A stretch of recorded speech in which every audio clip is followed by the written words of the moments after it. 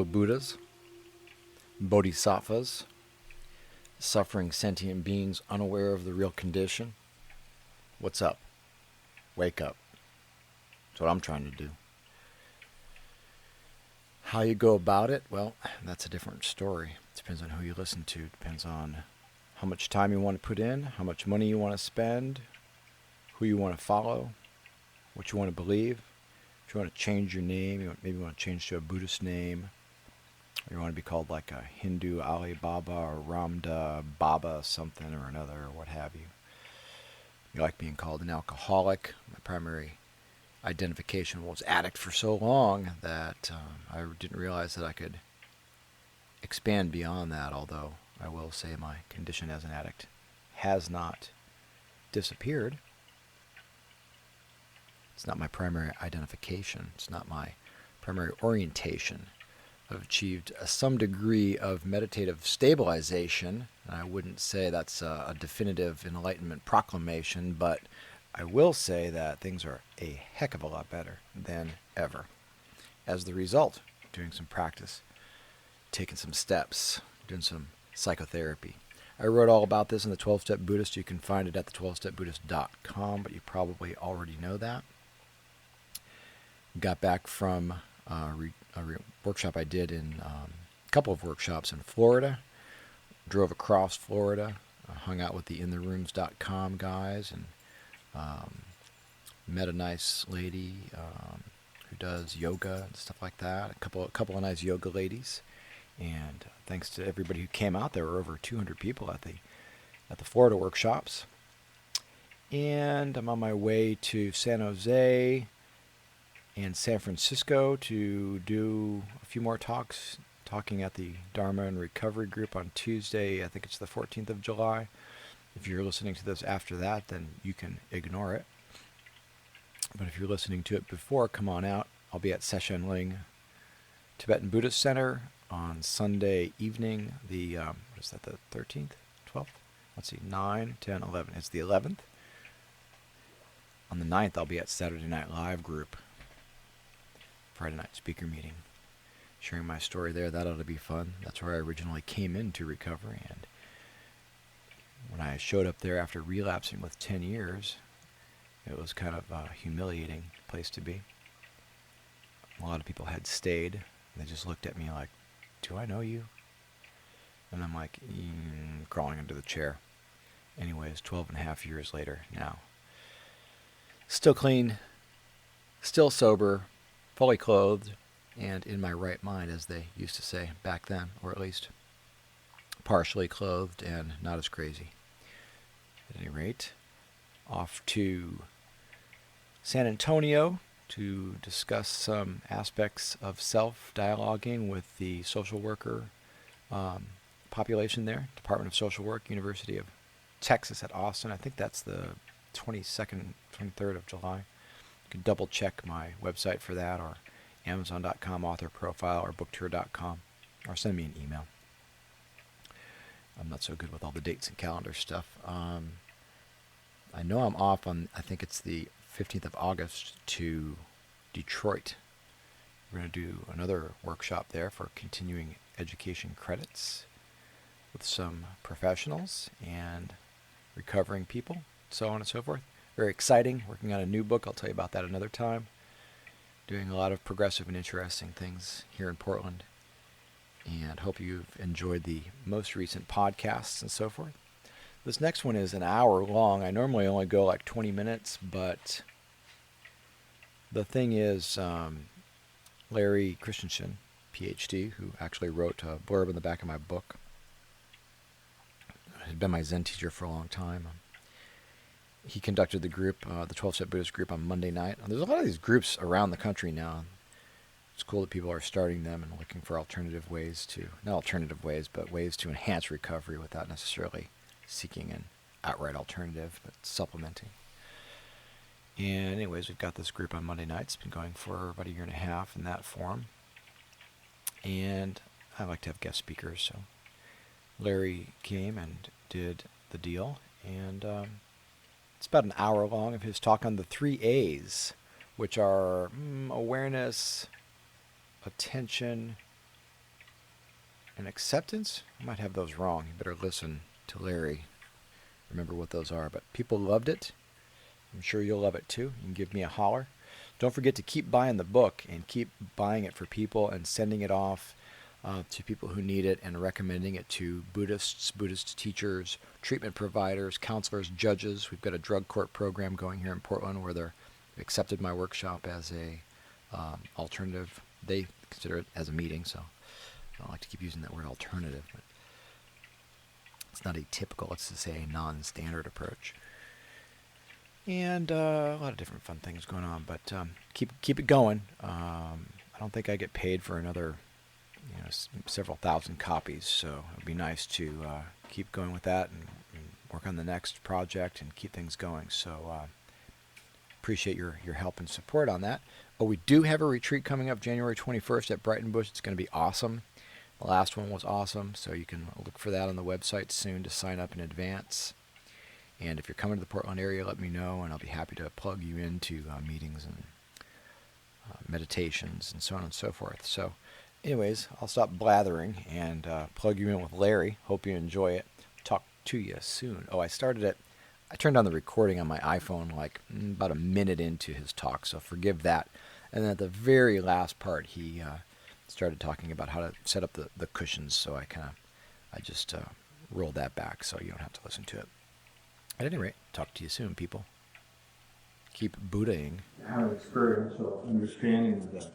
Just paying attention to your breath, for instance, that you can't hold on to your breath, can you? If you do, you die. And we need a constant flow of breath and water and food and interactions to be really alive. And yet our clinging to try to be separate and solid leads to more suffering. So as most of you all know, life can be a little challenging at times, can't it? That's the first noble truth in Buddhism, is that life is hard, life is suffering, life is painful. And why is that the case? Why is life so friggin' hard? Anybody? Yeah. Because we have feelings? We have feelings. Feelings are hard, aren't they? We all want the good feelings, right? We want the joy and the happiness and the love and contentment. But what are some of them, or even those might be kind of challenging for some of us. What? We're selfish. Selfish? Why is that hard? Well, we want what we want, and we're more concerned with our wants than other people. Yeah, why is that difficult though sometimes? Usually we think, oh yeah, I want what I want, and as long as I get it, it's fine, but what's the problem? Nothing satisfying. You don't get what you want, do you? Or even if you do, it doesn't last, does it? So it's a kind of a ongoing trying to get what you want, and that's a big, I think, part of addiction, is that nothing lasts, and so that drink or so that cookie or that drug or that love or that whatever we try to go after, it doesn't really hold. It kind of slips through our fingers, and then we're off to the next thing, and we're not really satisfied with things as they are. Why else is life so hard and painful? Anybody? Our perception? Our perception? Yeah, like what, for instance? We have all kinds of judgments, don't we? And unfortunately, a lot of those judgments are directed where?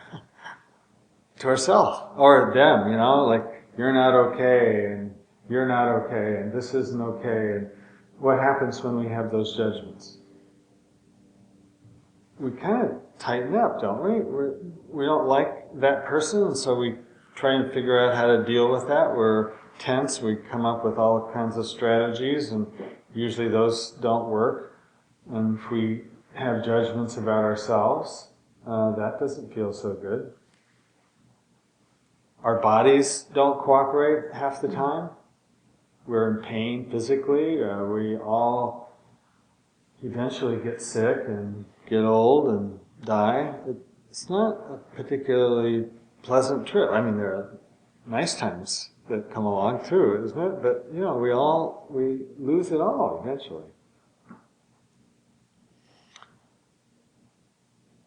So, what are the main ways that we try to deal with our pain? Consumption. Yeah, and what is that attempt to try to do? Distract. Yeah, we might sort of take our attention somewhere else. We might try and change the way we feel. If we cover it up, if we rationalize or take in, we try to cover that up and make it different, don't we? What's the trouble with that, though?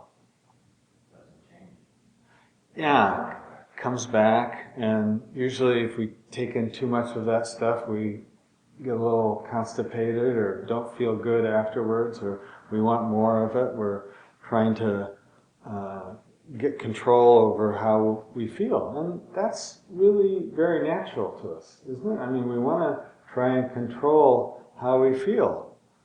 The trouble is, what? We aren't, are we? That's a tough one.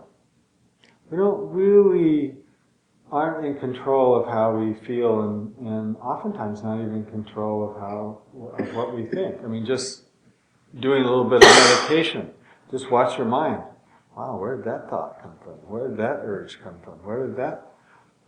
If we think that we are our mind, though, we're in sort of a little bit of trouble. Because what is our mind? Anybody ever heard that song by Jimmy Dale Gilmore? It's my mind has a mind of its own. So it takes me out walking when I'd rather be at home. If we believe our mind, it sort of leads us around in all sorts of uncomfortable, unpleasant positions and places. But our mind has an agenda.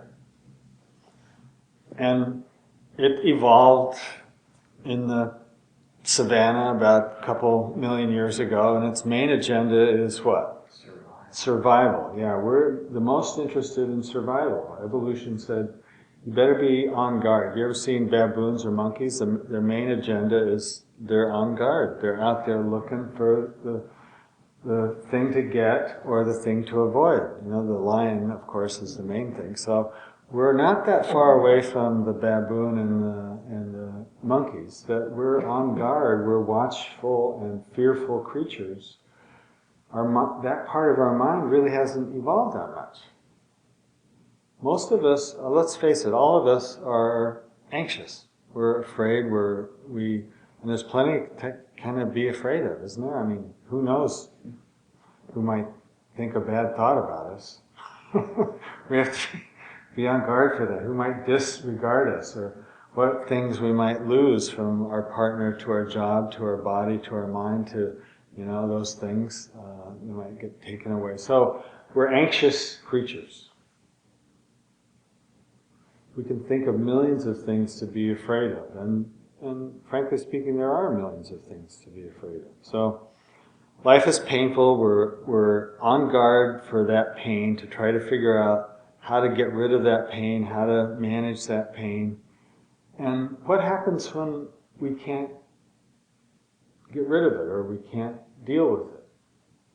What happens? We get sick. How do we get sick mentally?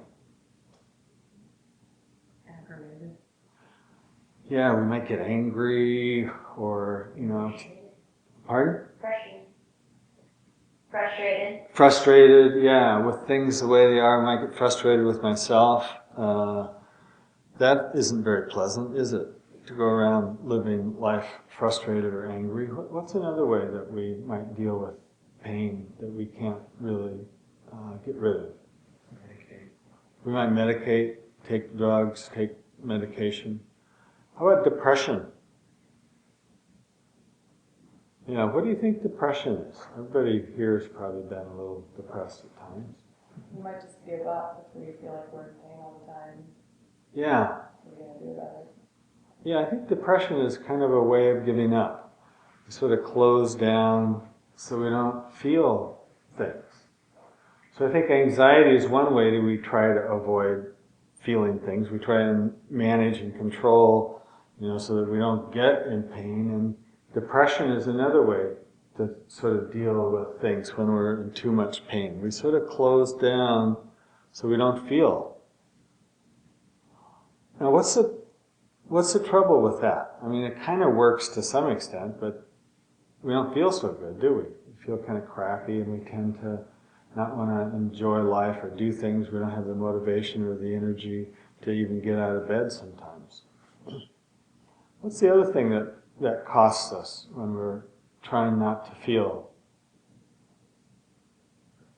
Numbing is a really useful thing until something's happened in your family or whatever, and you realize you missed it because you were numbing. You were so busy numbing that you were awake to things that you might have been able to change. So I think that has proven to me to be the downside, which I can say 4 or 5 years ago, I thought there wasn't a downside to numbing at all. Yeah. So it's just taking time to realize that, the sacrifice, of course, is really missing some vital pieces of information that happen that we can change. So numbing against what we can't change shuts us off from the things that we can change. So, and then those things change on their own, and we're more unhappy than ever about it. Yeah. So, Yeah, that gives us the power of choice. Yeah, I think whether it's drinking or drugs or eating or sex or gambling or obsessing or whatever your particular thing is, depression sometimes, and not that any of these are really in your control, but these are ways of I think, of really not feeling. Ways of trying to control the way you feel, and numbing is a good word for that. Sometimes these feel like they're kind of enlivening you, but they really take away really what's important in your life, which is your heart, which is located down here.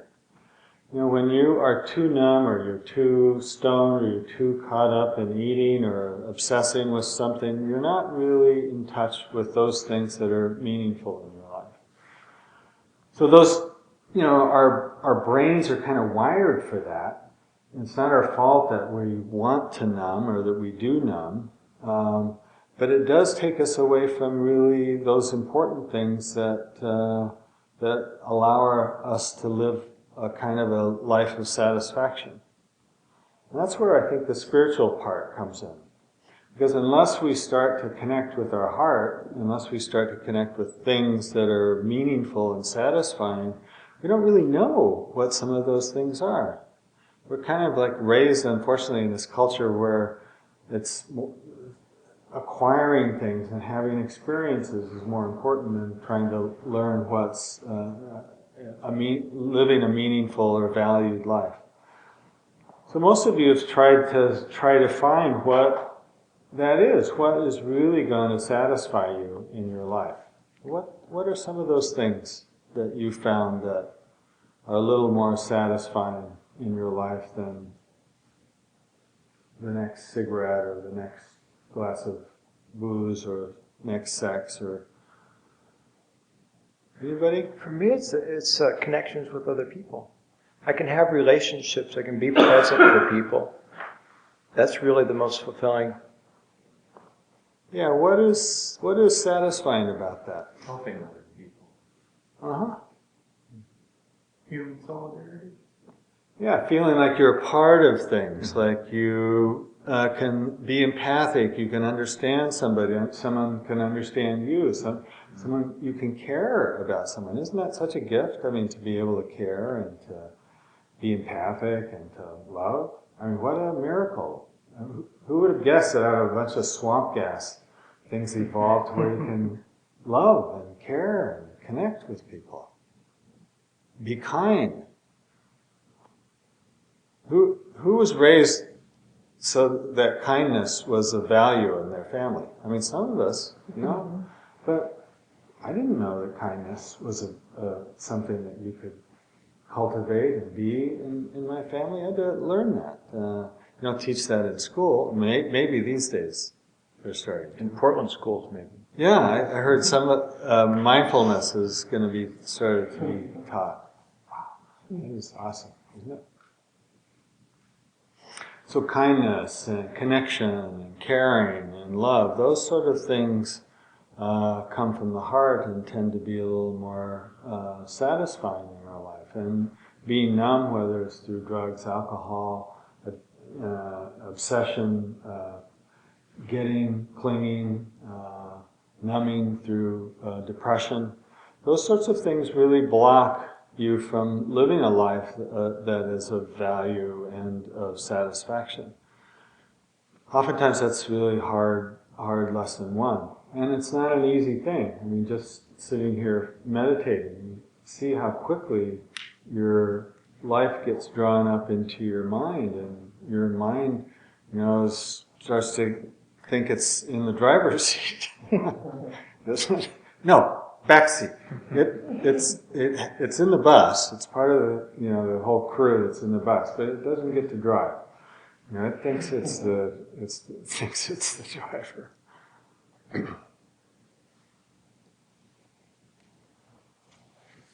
So, all of us, to some degree, are stuck with this mind that is critical. It's judgmental, it's critical, it has all kinds of thoughts and judgments, and I call it the critic, right? I think do you have that term? You use the critic. That's its job, is to be critical. And it's helpful to some degree, right? You want to know if you're going to go buy an apple or an orange. Yeah, I like an apple better.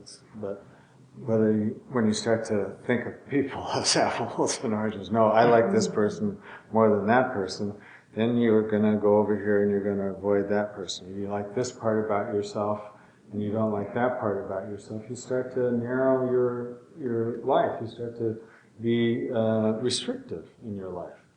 You start to avoid those things that you think are going to lead to pain, then you start to restrict yourself. So I think spiritual practice comes down to kind of a choice in life.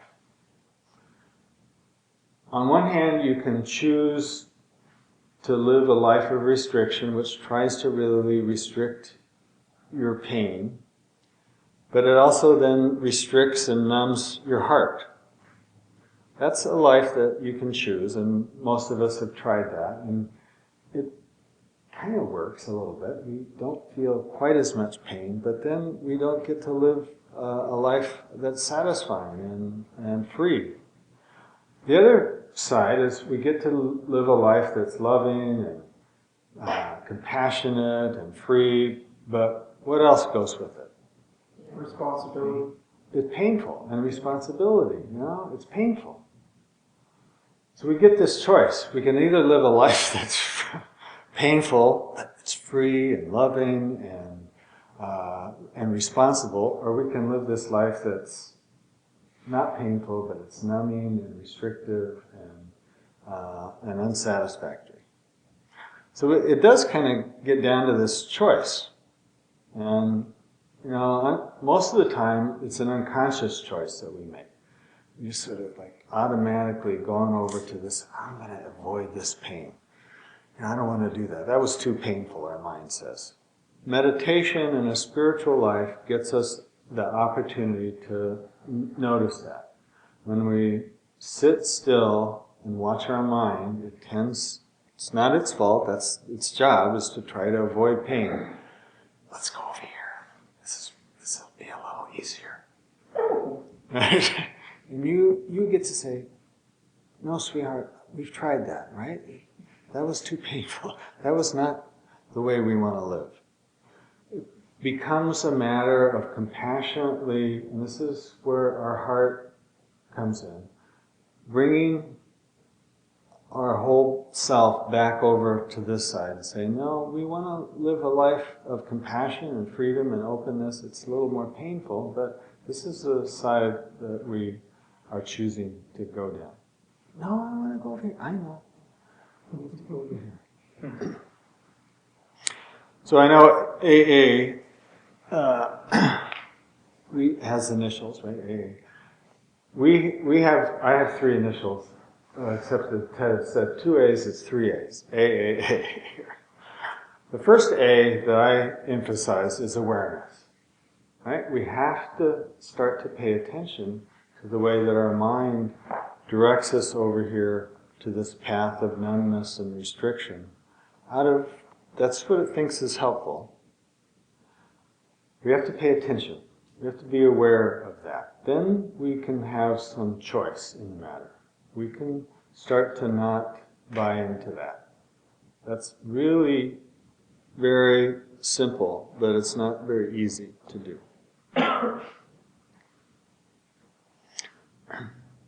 What do we do when we start to notice that? Start to notice that our mind, it's like when we're sitting, it's like all these cars going by, all these thoughts, oh, here comes another thought, here comes another thought, here comes another thought. Then there's a thought that slows down and has your name on the door. Larry, hey, remember me, buddy? Come on in. Let's go for a drive. Pretty soon you're down the road, find yourself out having a drink. Oh yeah. Or wanting to have a drink. Oh yeah, a little awareness. What do you do then when you have that awareness? What's the next step? For me, it's almost like behaving out of faith.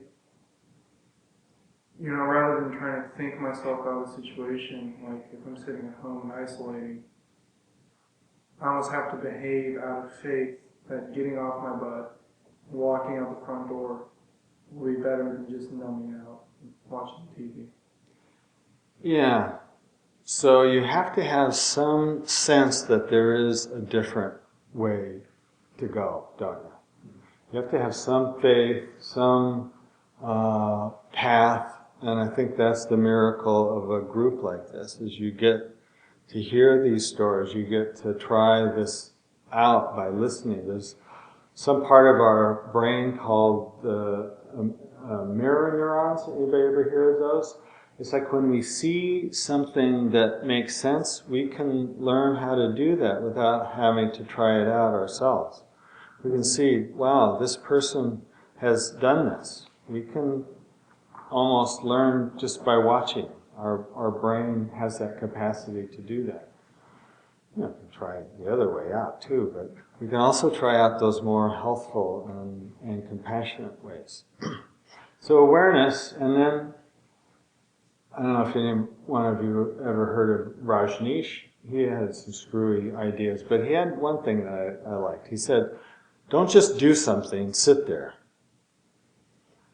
So instead of acting on that thought, just sit there and watch things. Just see if you can be with what's going on. That's the second A, accept. Just see if you can accept things as they are without having to do anything about it. See if you can watch your crazy mind go on and spin and plan and come up with all kinds of ideas that what needs to be done. It tortures you enough, doesn't it? See if you can torture it. Just sit there. All right, let's see if you... Because it can't really do much, can it? All it can do is give you a bunch of ideas and criticisms. What really allows you to do something is your heart. That's where action, true action, comes from. I mean, you can follow your mind, but you don't have to. You have a choice there. You can just accept the way things are. Acceptance opens up possibilities. There's a great saying by a Zen teacher, Suzuki Roshi, who said, have the mind of a beginner. In the mind of an expert, there's few possibilities. In the mind of a beginner, there's a lot of possibilities. If you know what you need to do, if you're listening to your mind, there's only one direction that you can take, right? It's what your mind is telling you. if you don't know, wow, it's like everything's possible then. If you don't know, right? All kinds of possibilities. So we say, don't know mind. I don't know. I'm just going to see what happens. So this acceptance is the second A, right? Just trying to accept the way things are, warts and all. It sounds good, doesn't it? Wow, that's where your heart, that's where a little compassion can come in. How do you really accept yourself the way you are? Because that critical mind has all kinds of judgments and stories and beliefs about the way you should be, or the way you could be, or the way you have to be. What have you found that's helpful in trying to just accept yourself the way you are? Anybody? Focus on what I know for sure versus all the things I don't know. Yeah, like what might be a thing you know for sure? Like I'm sitting here, I'm pretty sure about that. Yeah. You can always focus on your butt. Your butt's sitting down, isn't it? It's doing a pretty good job. It knows exactly how to be a butt, doesn't it? Your nose knows how to be a good nose. You're able to hear, and you're able to understand. You're able to see. You're able to digest and move your limbs. Everything actually works pretty well, doesn't it? If you just let it alone and let it be. How else can you be accepting of yourself? Besides, if you really pay attention to just what is, if you really take the first thing, attention, awareness, and really just focus on actually what's happening, acceptance kind of follows. If you can just pay attention, oh yeah, well, okay, this so far so good. Okay, it's a little uncomfortable. I can be with that. So, that thought, oh yeah. Notice that, that's okay. What's next? But what else is helpful to really accept the way things are? Gratitude. Gratitude, wow, yeah, man. Because it could always be so much worse. It's really kind of cool that we're just here, isn't it? I mean, it's really a miracle that you can see and hear and breathe and love and hate and feel bad and all that stuff. It just kind of comes and goes. It's just a miracle that we can even see and hear. I'm really grateful that there are people around that I can share this life with and that we can help each other out. I've come to learn what I have so far in life, gratitude. I think a spiritual sense that there's more that's helping out, whether you think of it in terms of a higher power or something just as simple as, wow, that the earth is kind of here for me, it's holding down my butt and the air for me to breathe, and it's allowed the plants to grow up that I can eat and nourish my body, and the sun grows these things and warms the air so that I can breathe, and actually all of these things are really contributing to me. I mean, I kind of just grew up out of the earth in a certain way. It's all supporting me. I wouldn't be able to be here for a second if everything wasn't kind of contributing and participating in my life. So from the farthest star away to the littlest tiny ant, everything is kind of working together to support my life. And appreciating that. That's the third A. Just appreciating how miraculous and interconnected everything is. Even the difficult things. Like a simple thing like a little discomfort in your body or a little pain in your knee or something like that. Just trying to appreciate that, wow, how that kind of has come together to warn me that there's a little problem here that I should pay attention to. Just appreciating even some of the difficulties, let alone some of the beauties and some of the magic in life. Compassion is, I think, essential for spiritual life. We can't do this without some kindness and some compassion. And the Buddha said, you above all others deserve your love and your compassion. It starts here, simple practice of saying, oh, may I be happy, and may I feel relaxed and at ease today, and may I feel love and peace. Just that simple thing that you can do for yourself and extend that to others. What a beauty. We didn't invent that, did we? Anybody invent compassion? No. It comes with the body, And some of us have to work a little harder than others to cultivate it, but, you can, it's like, working out or doing anything. A little 5 minutes a day, and it starts to grow, and before you know it, you got a little compassion, a little kindness to yourself. Wow, this is hard. Doing the best I can. Just trying my best, I know that. I can give myself a little break, take yourself off the hook. Just breathing, letting it go. Simple things like that, I think are really helpful in just accepting your life the way it is, starting to appreciate it. So, reaching out, a sangha, community, reaching out and feeling that Earth is here to support me, that there is a compassion in everybody's heart, that whether they know it or not, I think everybody loves you. You can start to notice that. You can start to notice that, oh yeah, your heart is available for compassion to others. So awareness, first day, right? Starting aware that it's not our fault that our mind is so crazy.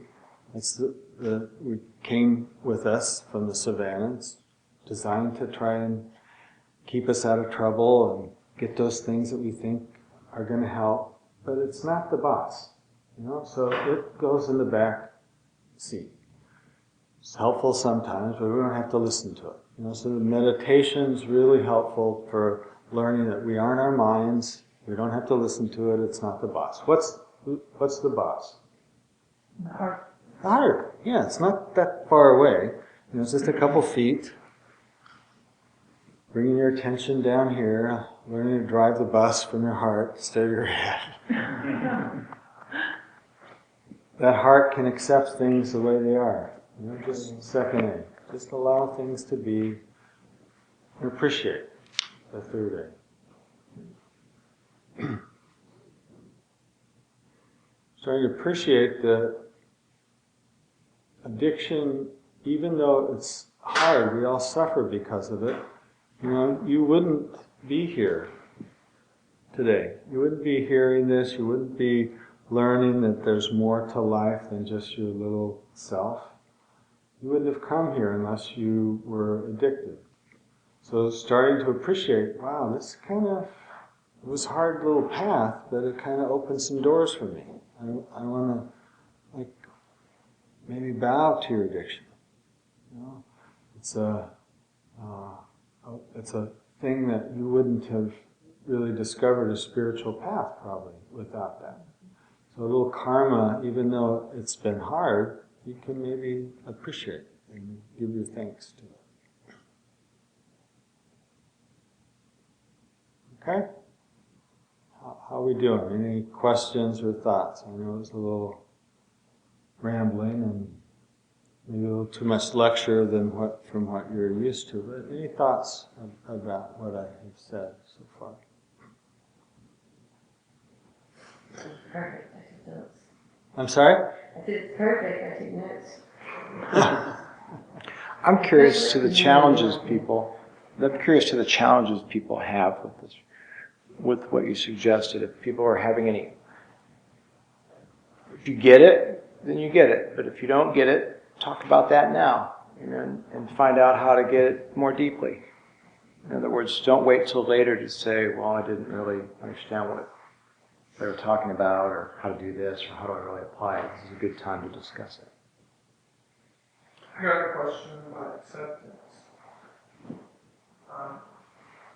Like, some things, for some reason, it's like tough for myself. Like when I own something that I don't like or something, it's tough for me to accept it.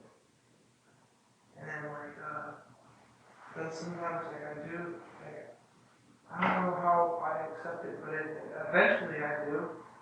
And then I could be, or then I experienced the third day, I forgot what it was. I fell asleep. But my question Appreciation, is, yeah, appreciation, right. So I guess coming to the acceptance part. Yeah, all of this can be a little subtle. For one thing, there's the paradox of acceptance and change. I mean, there's obviously a lot of things that we would like to change, right? And so having that plan or that intention to change is oftentimes a helpful thing, but you have to notice if there's, that part of that change is I can only accept myself if I change. I'm only okay if I get to the thing that I want to be different. What really is helpful for change is to accept yourself the way you are right now, and then say, I'd like to change. How I wish, or my intention is to change, but to not beat up on yourself, not to say, oh, I'm not okay unless I get to that change. Because oftentimes you can't really change until you accept yourself the way you are. And let's face it, you couldn't be any other way than you are right now, could you? I mean, it's impossible. You are the way you are right now. I mean, maybe you want to be different, and that's part of the way you are right now too, isn't it? I wish I was different. Oh, well, that's the way you are right now. Yeah, you want to be different. Okay, I can see that. So, trying to accept right in this moment. Now, what is helpful is to actually come back to the actual physical experience of what is happening right in the moment. That's a place that you can anchor into and kind of accept.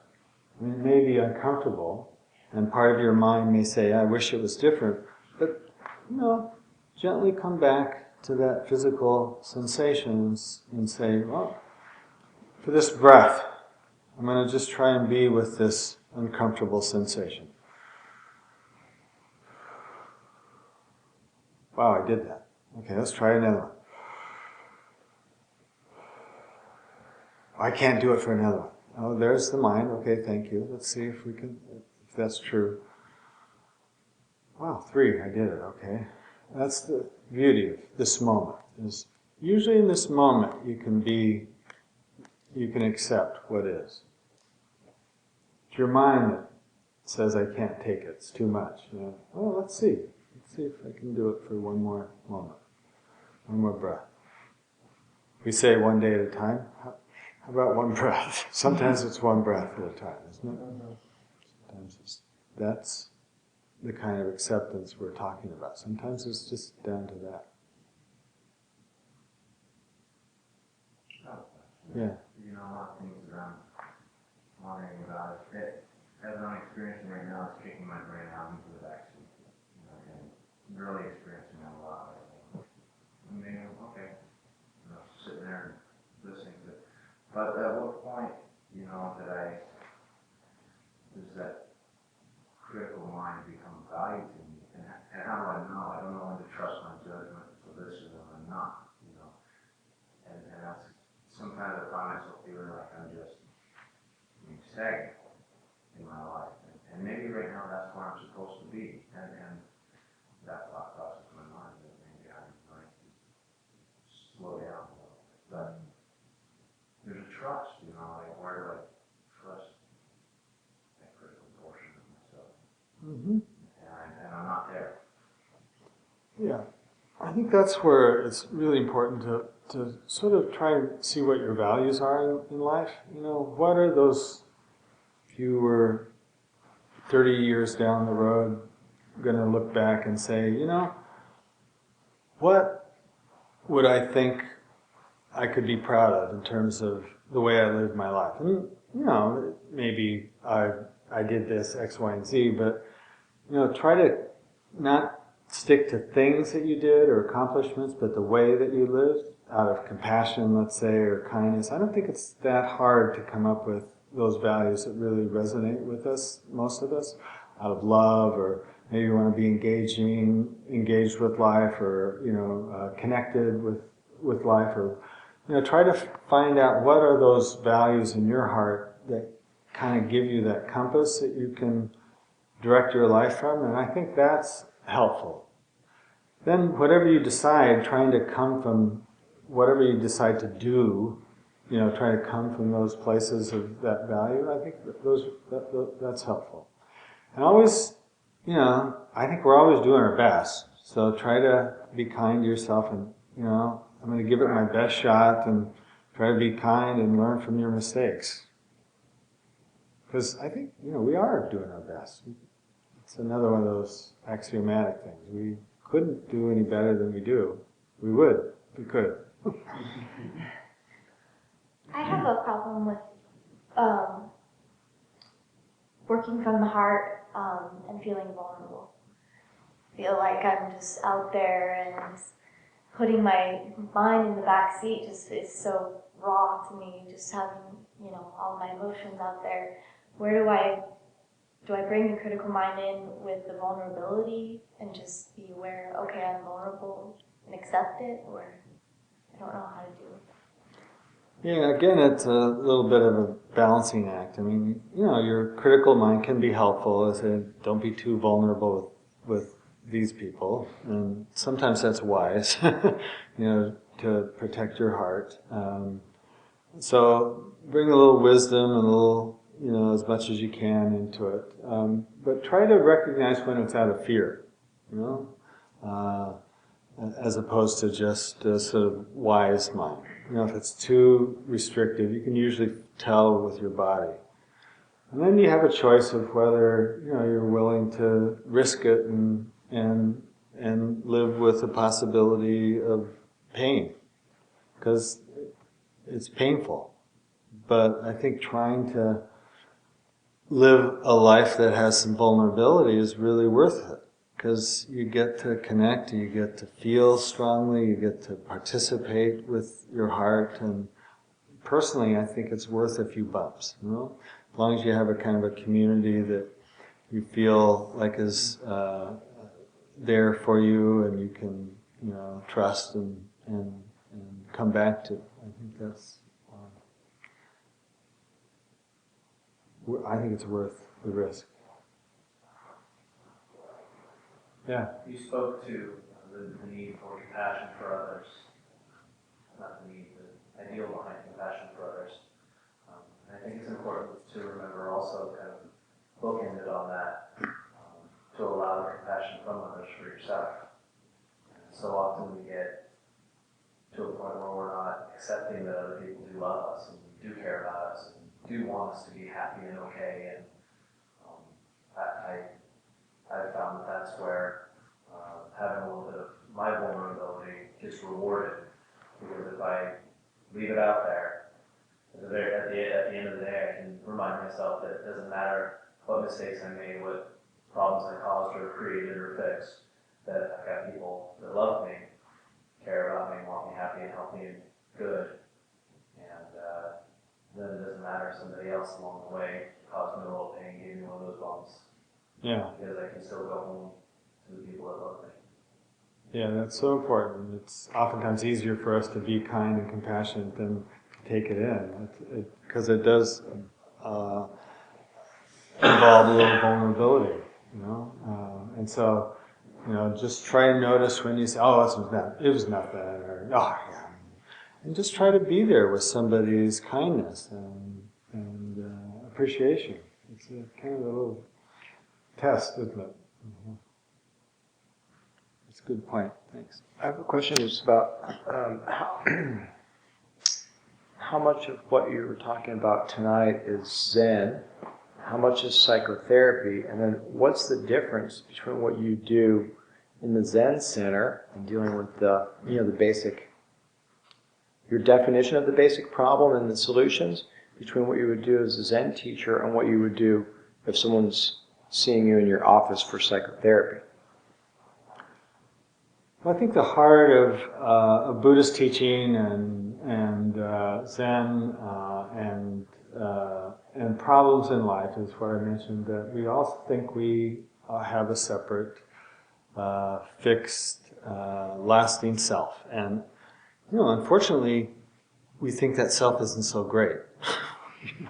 It'd be fine if we had this solid, fixed self that we thought was fine, was good, but for the most part, we think that our self is not okay. And so, I don't know who decided that was a good idea, but most of us have this belief that we're lacking, that we're inadequate and not okay or unlovable. And that's what brings almost everybody into psychotherapy, and that's what causes most of the difficulties in life, including, wars and murders and stuff like that. So I think it's pervasive.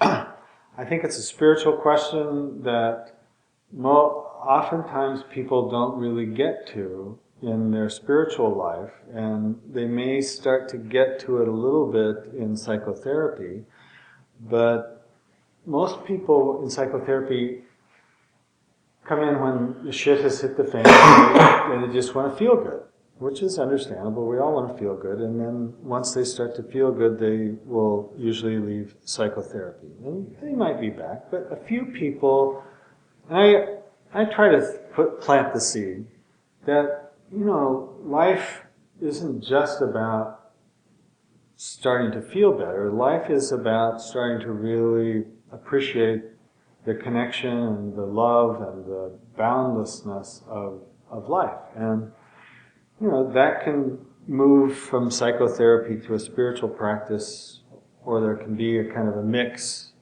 while we do that very seamlessly, I think. If somebody gets to that point, which I think, most of you probably have a little taste of that. We work on our personal problems, but there's a bigger issue that we're all involved in.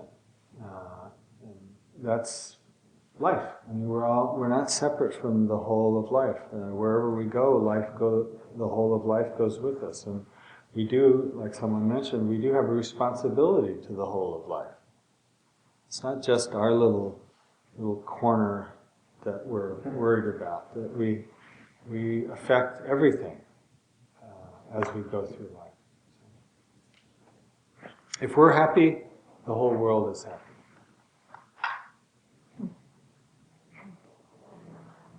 So you're saying, I think, that the psychotherapy is more like a stopgap, sort of a crisis intervention, whereas Zen practice is more enduring and requires more of a commitment.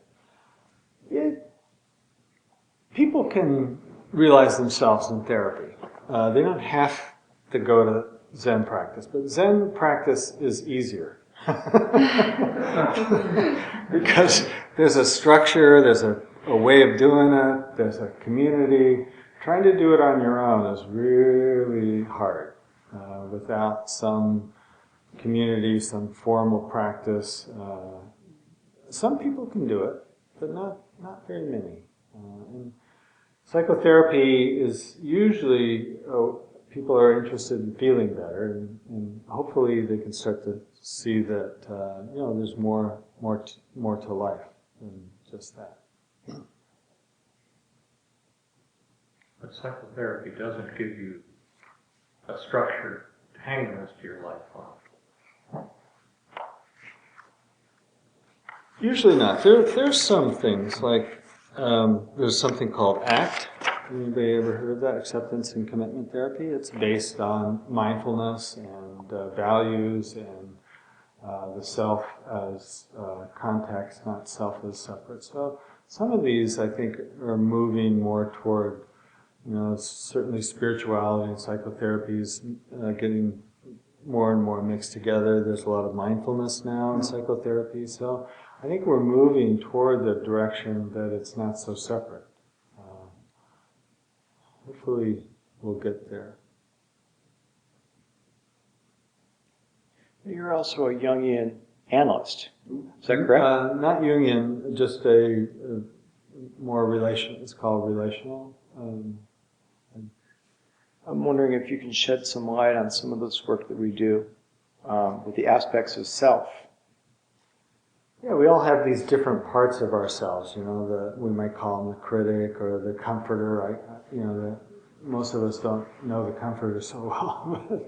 More vulnerable kid part, the protector, those different parts of ourselves that we sort of have on, all of us are on the bus, and we tend to act those out with one another too. We can be critical or comforting with one another, or protecting, kid-like with one another. And we tend to find those people that we can relate to using those different aspects of ourselves. And if we're doing it unconsciously, we tend to reconnect with people based on old patterns that we established early in life. And so that's where problems in our relationships tend to appear. And it's not necessarily bad, because they can be, if we come at it in a conscious way, they can be opportunities for teaching and learning.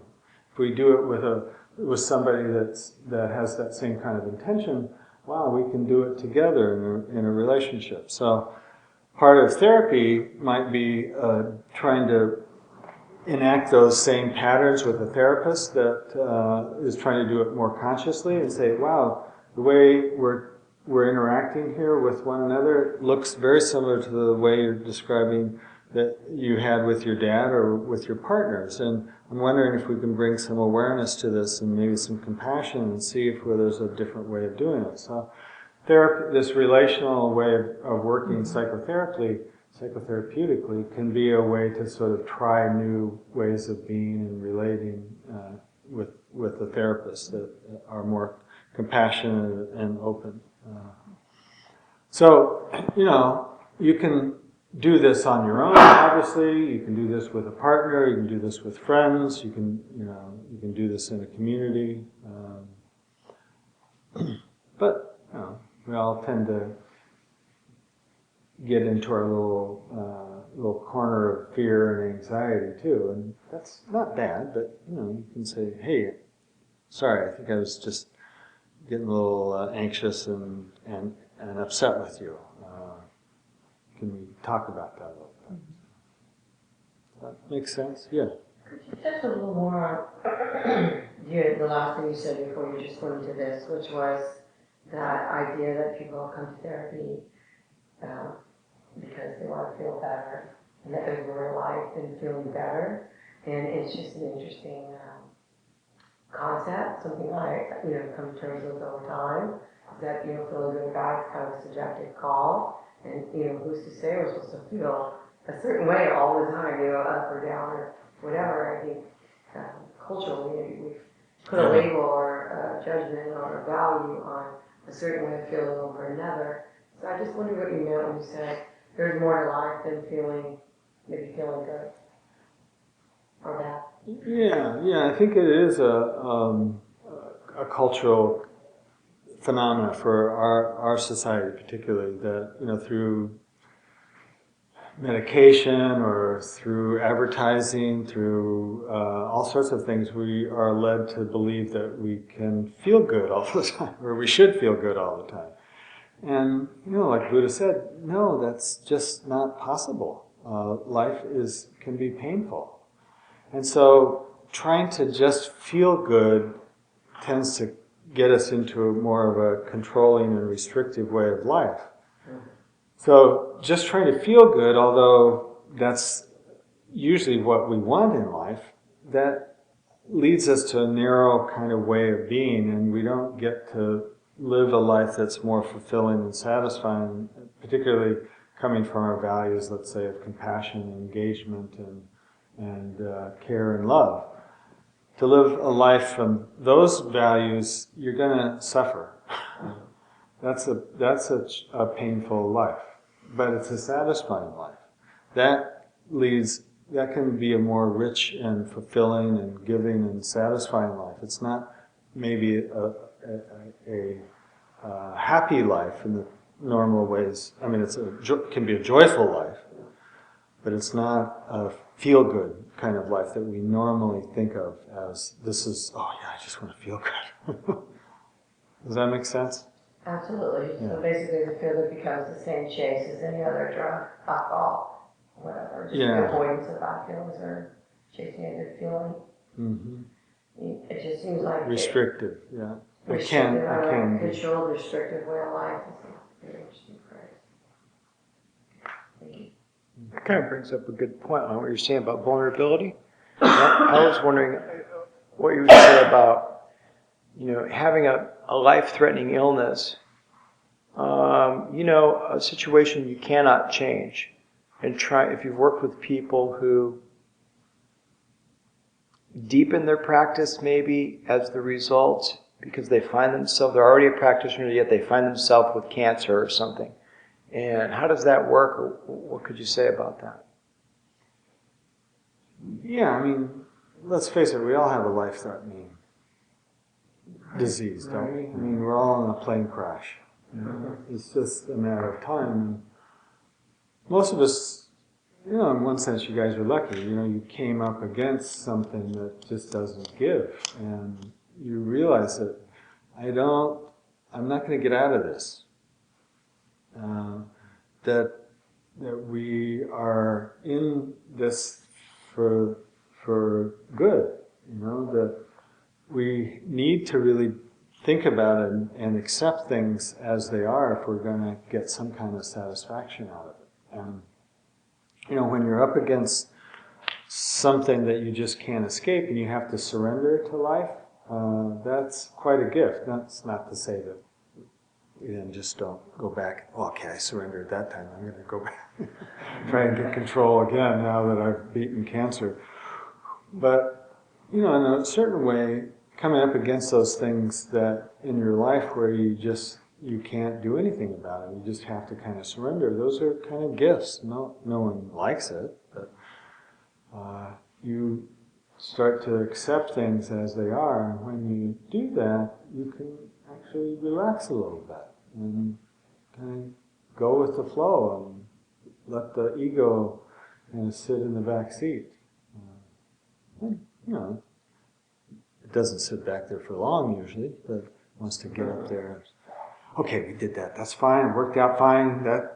Okay. That was good for that. But I'm going to get back in control. So, it's one of those processes of coming back and surrendering. I think that's even in sitting in Zen. We say don't move. Just be with that uncomfortable sensation and see what your mind doesn't want to do that, and just see if you can come back to surrender to the way things are. And nobody wants to do that. During the 12-step Buddhist retreat last January, Darren led us through some Tongan meditation to improve compassion. Mm-hmm. And I was wondering if you would submit another form of guided meditation that can develop compassion. Well, I think just the traditional metta practice is very good. I like that one, where you just, simple put your hand on your heart, because they've done some interesting studies where, do you mind if I hold your hand for a second? If you hold somebody's hand, you can transmit compassion very easily with just a touch. Your hand is naturally compassionate. Whether when you hold your hand or you put it over your heart, you can feel that, you naturally are kind. So just putting your hand over your heart, I think, is a very compassionate thing to do. And just feel into your heart as best you can, and just say, may I be happy. Just try to send yourself a little happiness. May I be content. and at ease.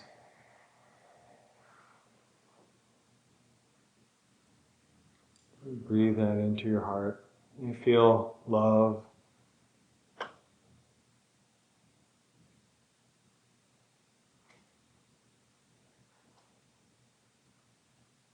You feel joy.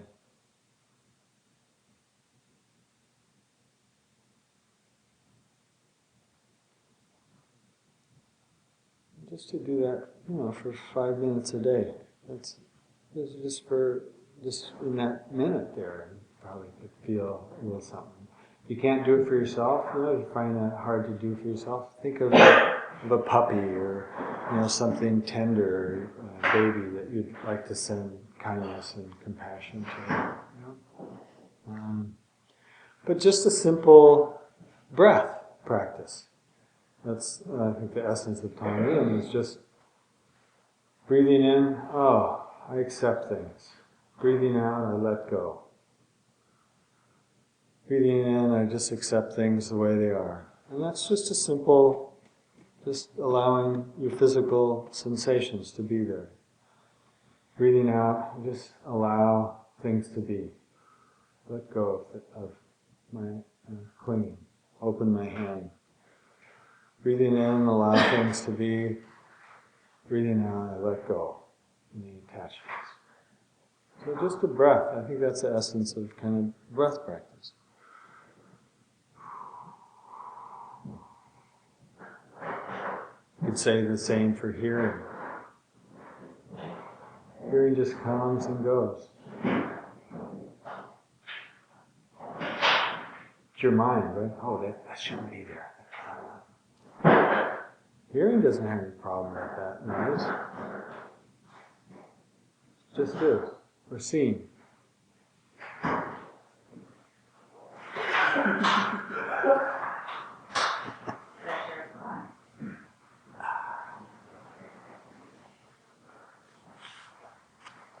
So, do you think it's the same statement as the truism?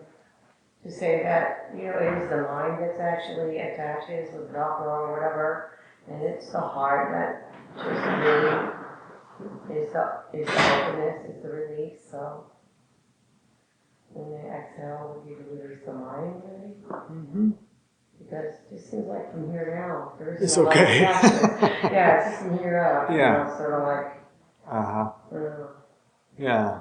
It's the mind, it's the words, it's the concepts, it's the, that kind of clinging. You could say the heart, or you could actually say experience. And, there was this one Zen teacher, Chinese Zen teacher, whenever asked a question, he would just raise one finger. What does that mean? So just go to your finger, feel your finger. Finger's okay, isn't it? No problem with your finger. So just, whenever you have a problem, just go to your finger. Not give someone the finger. Yes. Go to your finger. That's probably finger. Yeah. Go to your hand, go to your body. It may be uncomfortable, it may be painful actually, but there's not a problem there. There's not a... It's the story. What? When you have a problem, you go to your finger? Yeah, feel your finger. Not a problem in your finger, is there? Oh, I got What? I understand what you're saying now. Yeah. Or your hand, or your body. Breath, hearing, seeing. Experience is okay. It's the story that goes with it, the judgment, Right. criticism. I think Mark Twain once said, my life's 1,000 calamities, some of which actually happened. Yeah.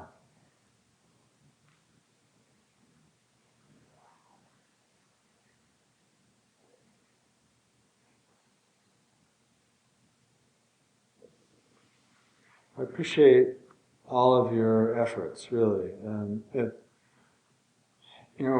We're all in this together. We all need each other, and we all have kind of a responsibility that what we do is bringing everybody along with us. So a group like this, a little community like this, and you're connected with other communities. We're all, there's millions of us trying to bring along, and God knows we need it, don't we? I mean, the world needs this kind of help, so I appreciate what you're doing here, really. It makes a lot of difference. Could you tell me the 3 A's again? Yeah. Awareness, just paying attention. That's another A. It's first A, attention or awareness. Noticing, just paying attention. You gotta pay attention. Gotta notice stuff. Acceptance. If you really pay attention, you'll accept things. It's already happening. So just pay attention and accept what is. But I don't like it. I know, I'm sorry. It's the way it is. The third is appreciating it. If you really pay attention and accept it, wow, then you start to notice the magic of it and the beauty and the interconnectedness of it. You really get to appreciate your life. So, awareness, acceptance, appreciation. So we could add that to our regular program. We can go to the 5 A's. Yeah. Now. Start a new thing. I can't get past 3 myself. Well, thanks to Larry. Thank you. A couple of closing announcements, not announcements, but closing thoughts. We also have Jim Blumenthal, who some people may know from Maitripa, who's coming, I think, the 2 middle Mondays in July. And he's going to teach from his new book on calm abiding meditation, which is based on a translation he's been working on for a couple of years with Geshe Sopa from Madison, Wisconsin, a monastery there. So he's going to come and talk about that for 2 consecutive Mondays in the middle. And then we also have some other retreats coming up at the end of July 30th. We have another event on the 19th of July to prepare for the retreat on the 30th, if anyone's interested in that. And then we also have another 10 or 12-day retreat on Sutra Tantra Dzogchen with a Tibetologist, Jim Valby from Massachusetts. We're going to have that at the Portland Yoga Center. So the thing that happens on the 19th is sort of preparation for those 2 other retreats. It's sort of an initiation, kind of a Tibetan type program. So if you're interested in those things, Taisa or I can give you information on that. Also, aren't we going to go to Sansai tonight? We have fellowship and sushi. It's happy hour all day long. 21st is Hoyt. Everyone's welcome. Just tell Vicky if you're going so that she knows how many people to get a table for when we get there. Because sometimes if it's 8 or 10 or 15 people, it's going to be busy because it's summer. Right? So if you want to go to sushi, and you should go because it's really fun and cheap and good. And then don't forget the Buddha bucket. Throw some ducats in the Buddha bucket. And, right? We accumulated some positive merits in sitting here and accepting teachings and practicing meditation and getting out of self and trying to sangha and community and fellowship. So we just got to give it a way to keep it. So we can, if you like to join me in this, just putting your hands together and saying, may this be a benefit. May all beings be free of suffering and the root of suffering. May all beings be free of suffering and the root of suffering. May all beings enjoy happiness and the causes of happiness. May all beings enjoy happiness and